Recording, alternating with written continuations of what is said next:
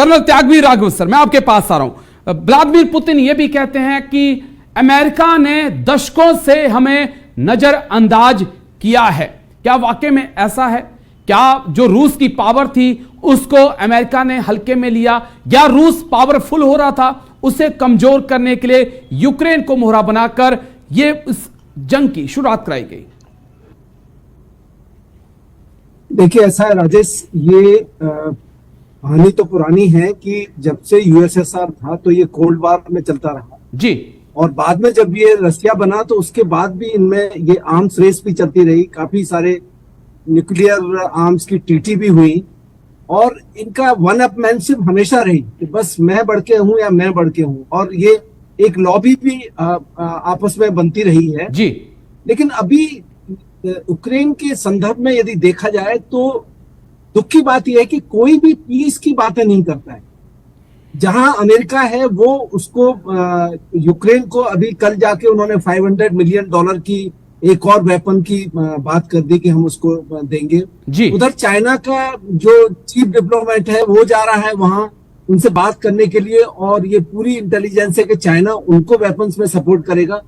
तो ये बड़ी दुखद बात है कि कोई भी इनमें से जानते हुए भी कि वॉर का एंड जो है वो सबसे खतरनाक है यदि ये वर्ल्ड वॉर में कन्वर्ट होता है, चाइना और रशिया मिलते हैं और इधर यूरोप और अमेरिका मिलते हैं, तो ये सारी दुनिया के लिए, बल्कि इनके लिए नहीं सारी दुनिया के लिए बहुत खतरनाक है। तो मैं तो सरप्राइज इस बात से कि कोई भी ये खत्म करने की बात नहीं कर रहा है, सिर्फ एक दूसरे को वेपन देके उसको बढ़ाने की बात कर रहे हैं।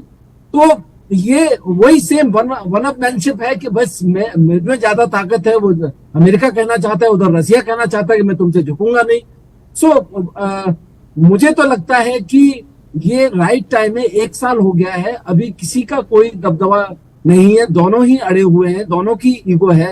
ये बहुत जरूरी है वर्ल्ड के लिए और यूक्रेन के लोगों के लिए स्पेशली ह्यूमैनिटेरियन ग्राउंड पे कि ये जल्दी से जल्दी खत्म हो।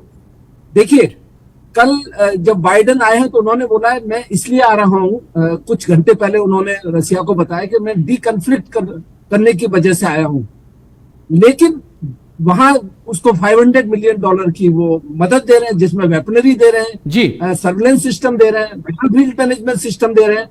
तो कहां से ये लड़ाई खत्म होने की बात है?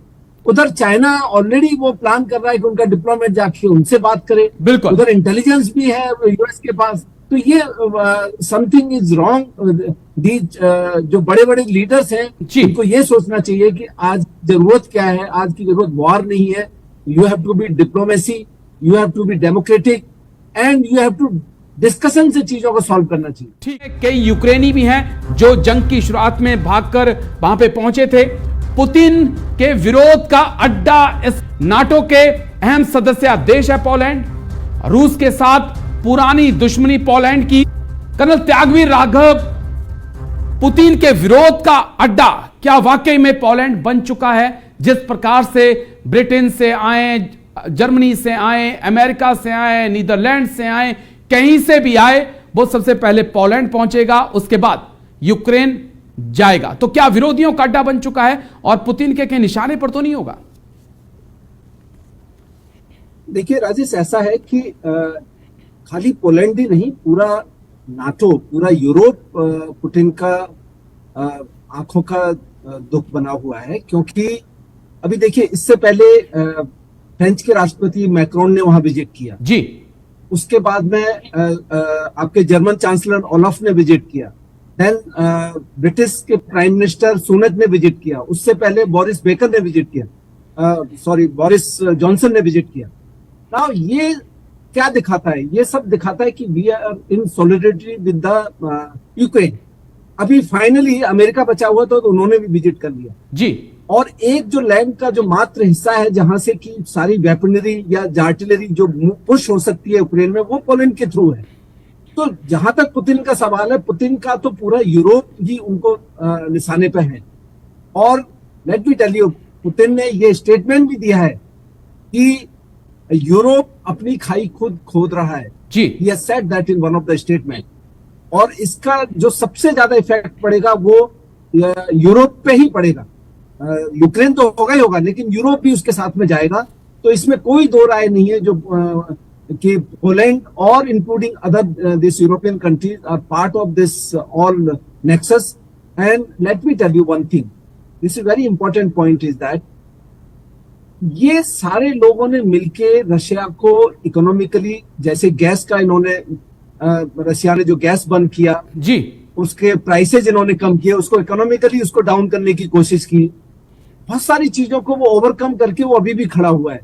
इधर चाइना को मौका मिला कि उसको किस तरीके से वो सपोर्ट करे, तो वो एक उनका नेक्सस बन रहा है कि चाइना और रशिया मिलके, जबकि चाइना ये बोल रहा है नहीं मैं शांति चाहता हूं, मैं इसलिए नहीं कर रहा सपोर्ट कि मैं उसको वेपन दूंगा, बट अंदर अंदर वो उसको चाहता है कि उसको वीक ना होने दे.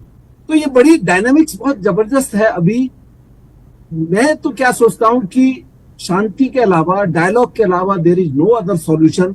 ये सारे टॉप लीडर ये रियलाइज करना चाहिए कि जो ह्यूमैनिटेरियन ग्राउंड पे कितना लॉस हो रहा है, लोगों को कितनी परेशानी हो रही है, साल भर से जो जूझ रहे हैं पूरी सर्दियां उसमें निकल गई हैं जी, और इनमें से कोई भी टॉप लीडर उसकी बात नहीं कर रहा. यहां मैं एक बात और कहना चाहूंगा, let me tell you again, Hindustan का इसमें बहुत बड़ा रोल होगा, हमारे प्राइम मिनिस्टर का बहुत बड़ा रोल होगा, क्योंकि प्राइम मिनिस्टर का अभी भी वो इमेज है कि वो किसी तरफ भी बायस नहीं है.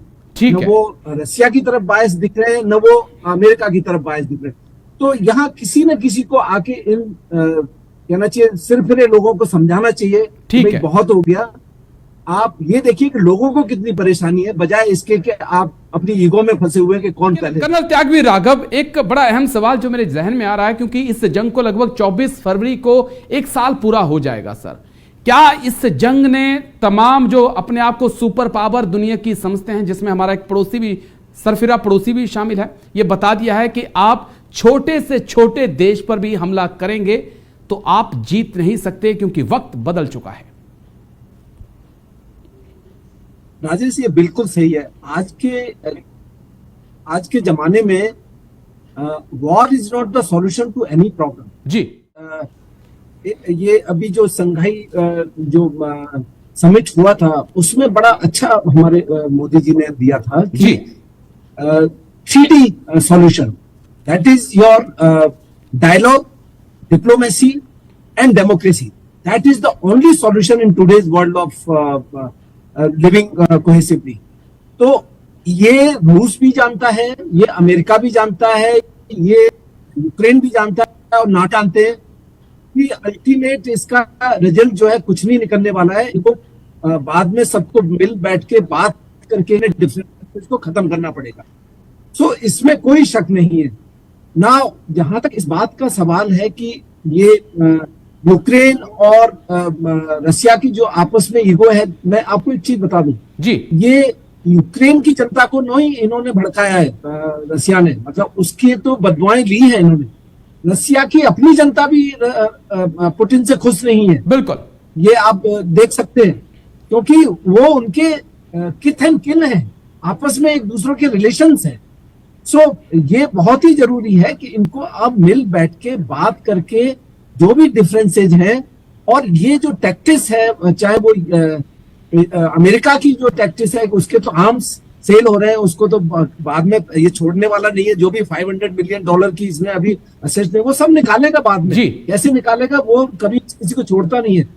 तो उनकी जो स्ट्रेटेजिक तरीके हैं, ये दो देशों को बढ़ा के खुद अपने को एंजॉय करने वाले, वो सब खत्म होने चाहिए. और देखिए, इन्होंने जब इराक का हुआ था, अफगानिस्तान में हुआ था, तो वहां आपको याद होगा बुश ने भी वहां विजिट किया था, बिल्कुल, ट्रंप ने भी विजिट किया है. उसके बाद में ये जो बीच में एक और राष्ट्रपति, उन्होंने भी तीनों ने विजिट किया था. सिमिलरली यहाँ हो रहा है. और बाद में आपने देखा अफगानिस्तान में क्या हुआ, विड्रॉ करना पड़ा उन्हें, कुछ फाइनल सॉल्यूशन नहीं हुआ. सिमिलरली यहाँ भी यही सिचुएशन होने वाला. जवाब कर्नल त्यागवीर राघव मैं आपसे चाहूंगा 30 सेकंड में, क्या ये मदद देकर, क्या इस जंग को लंबा खींचकर बाइडेन अमेरिका एक कोशिश कर रहा है कि रूस को बिल्कुल कमजोर कर दिया जाए, ताकि चीन और रूस जो कि एक साथ में है, दोनों सुपर पावर बनकर कि आने वाले वक्त में एक बड़ा खतरा, बड़ी चुनौती ना बन जाए? उस नजरिए से भी क्या अमेरिका सोच रहा है? देखिए, ऐसा है, उनका नजरिया तो शुरू से ऐसा ही था, ठीक है, कि लेकिन जब एक साल तक यदि वो कुछ उन्होंने देखो इकोनॉमिकली उसको वीक करने की कोशिश की, जी उनके जो वेपन्स थे उसके जो मोस्ट ऑफ द जो कंपोनेंट्स या उनके जो सपोर्टिंग सिस्टम है वो सब यूरोप के थे, ठीक वो है। उन्होंने उसको बंद कर दिया। बट उसके बावजूद भी वो कंट्री खड़ा हुआ है और उसके पास न्यूक्लियर आर्सेनल इतना है कि यदि आप किसी बंदे को इतना दबाओगे कि उसे कॉर्नर में भेजोगे तो वो रिटेलिएट कर सकता है, बिल्कुल। और वो किस टाइम ये रिटेलिएशन होगा कोई नहीं जानता है। तो त्यागवीर राघव, 24 फरवरी ज्यादा दूर नहीं है सर, क्या एक बड़े आक्रमण की उम्मीद करें या हम ये उम्मीद करें कि कोई आएगा जो दोनों को टेबल पे? मुझे तो नहीं लगता है कि अभी ऐसा कोई भी ये इतनी बड़ी भारी गलती करेगा कि कोई न्यूक्लियर आर्म्स का यूज करने वाली। और यस, ये जो आज की जैसे न्यूज है कि हमें इसने रशिया ने मिग 31 पर एक मिसाइल करके तैयार रखा हुआ था, उससे पहले ही अमेरिका के लोगों ने वहां रशिया में बताया कि बाइडेन की विजिट हो रही है जो डी कन्फ्लिक्ट करने के उद्देश्य से है, तो उसके बाद उसको स्टैंड डाउन किया गया। सो कन्वेंशनल लड़ाई हो सकती है, बाकी न्यूक्लियर में अभी लोग समझदार हैं, नहीं सोचेंगे इस तरीके इस का तरफ नहीं जाए।